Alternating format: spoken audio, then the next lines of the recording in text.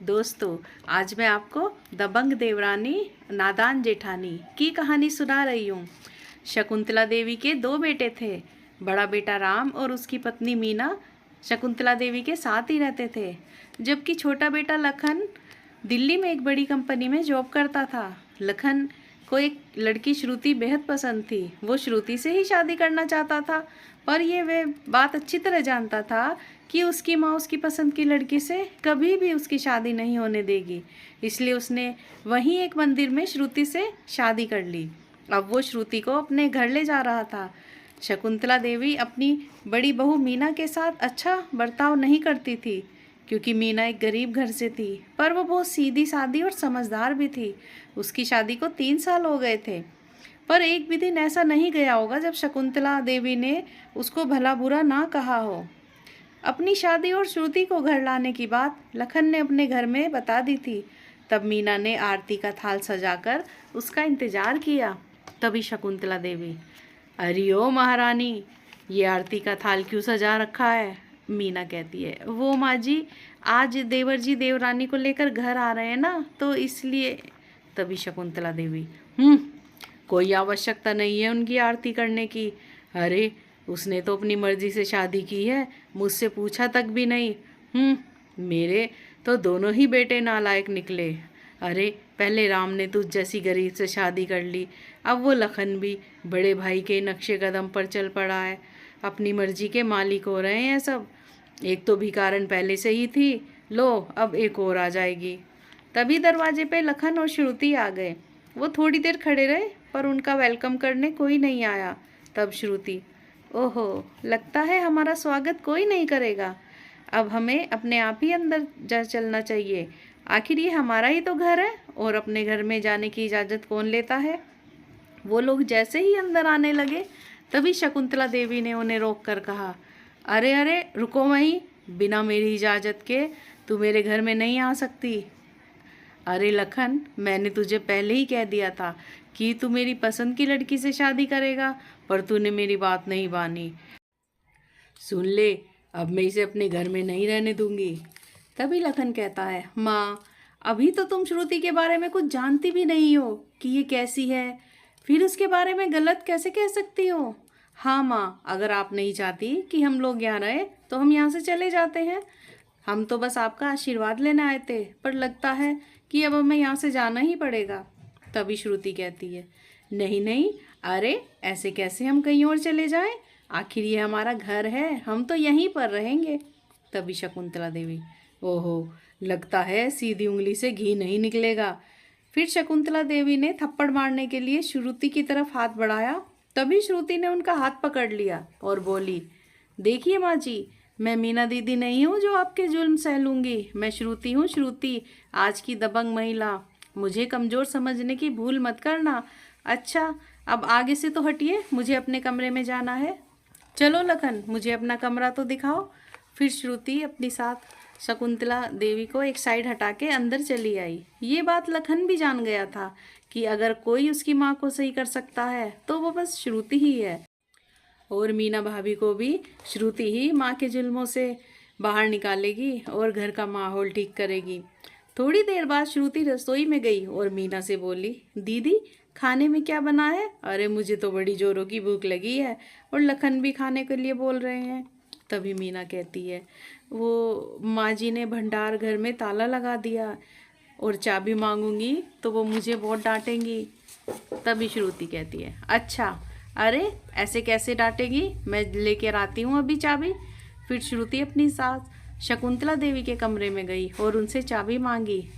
श्रुति, माँ जी, घर में खाना बनाने का कुछ भी सामान नहीं है, लाइए मुझे चाबी दीजिए भंडार घर की, मैं वहाँ से कुछ सामान ले लेती हूँ। शकुंतला देवी, नहीं मिलेगी चाबी, भूखे ही रहो तुम सब के सब। श्रुति, मतलब आप चाबी नहीं दोगे? शकुंतला देवी, हाँ हाँ, नहीं दूंगी, नहीं मिलेगी। श्रुति, ठीक है, फिर अब देखना आप भी कि मैं कैसे भंडार घर से सामान लाती हूँ। फिर श्रुति लखन के पास गई और उससे वो ताला तोड़ने को कहा।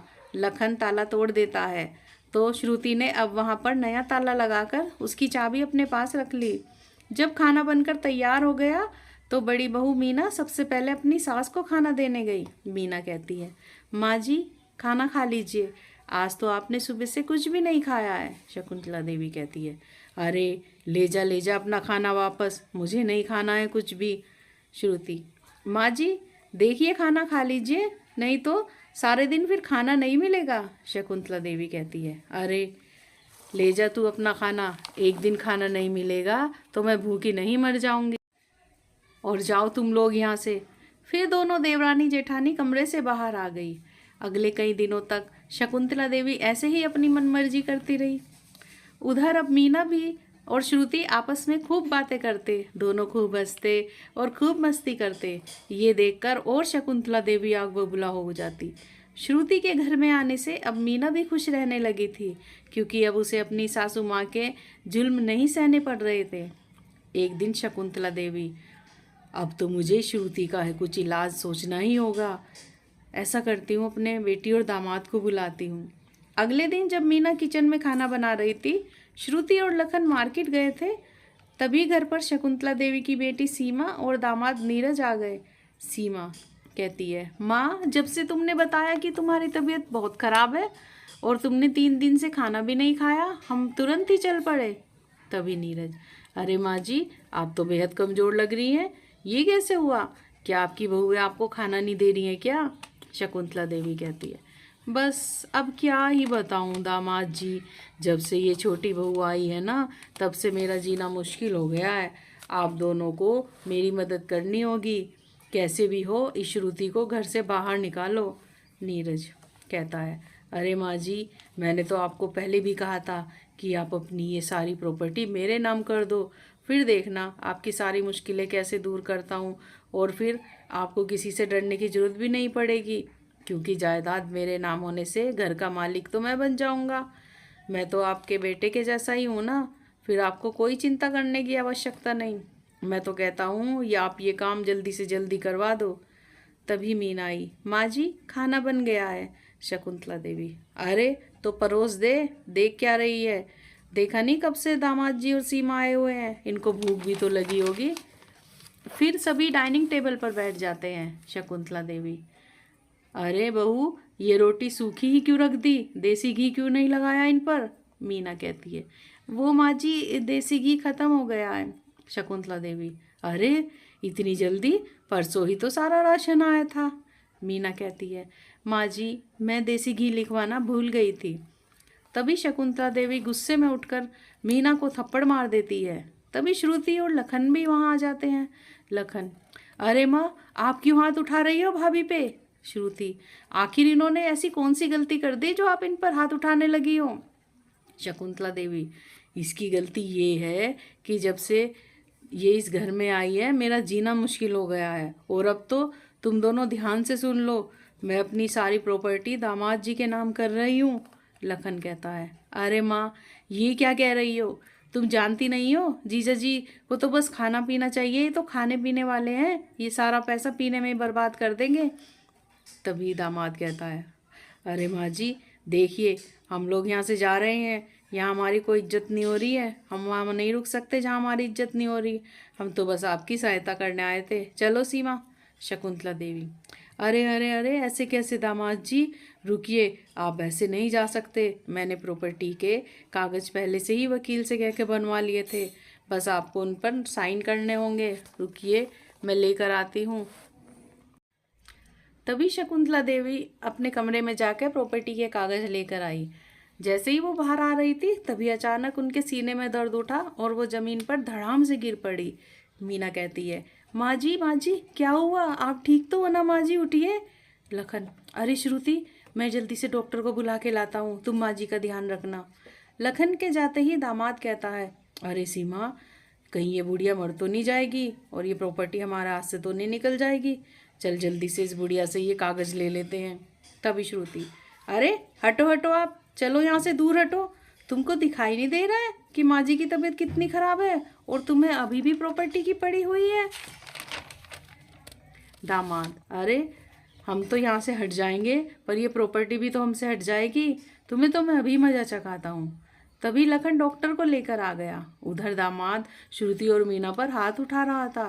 तभी लखन ने उसकी खूब धुलाई की डंडों से और उसको धक्के दे देकर अपने घर से निकाल दिया। थोड़ी देर में शकुंतला देवी की तबीयत सुधरने लगी। डॉक्टर बोलते हैं, देखिए मैंने इन्हें इंजेक्शन तो लगा दिया है, बस अब इन्हें आराम की ज़रूरत है और कल आप इन्हें मेरे हॉस्पिटल ले आना, वहाँ पर मैं इनके सारे टेस्ट करवा दूंगा, तभी पता चलेगा कि क्या है क्या नहीं है। अब शकुंतला देवी को समझ आ गया था कि उसके बेटे और बहू उसको कितना प्यार करते हैं। तभी बड़ा बेटा भी आ गया और बोला, देखो माँ, हम आपकी बड़ी इज्जत करते हैं, पर मैंने तुम्हें पहले ही समझाया था कि ये सीमा का पति अच्छा आदमी नहीं है, इसकी नज़र तो बस आपकी प्रॉपर्टी पर थी। तभी शकुंतला देवी कहती है, मुझे माफ़ कर दो मेरे बच्चों, मैं ही बेवकूफ़ थी, मेरी अकल पे ही पत्थर पड़ गया था जो मैं अपनी हीरे जैसी बहुओं को नहीं पहचान पाई। मीना बहू, मैंने तुम पर बड़े जुल्म किए, मुझे माफ़ कर दो। और श्रुति बहू, तुम तो नई नवेली आई थी, फिर भी मैंने तुम्हारे साथ गलत बर्ताव किया, मुझे माफ़ कर दो। और उस दामाद की तो मैं अब शक्ल भी नहीं देखना चाहती हूँ। अब मीना ये अच्छी तरह जान गई थी कि वो अपनी ये लड़ाई अकेले नहीं लड़ सकती थी। श्रुति के आने से अब घर में सब ठीक हो गया था। अब दोनों के चेहरे पर खुशी थी क्योंकि उनके घर में अब ठीक ठाक माहौल शांतिपूर्वक जो था। दोस्तों, अगर आपको ये कहानी पसंद आई हो तो like, share, comments and subscribe ज़रूर करें। Thanks for watching.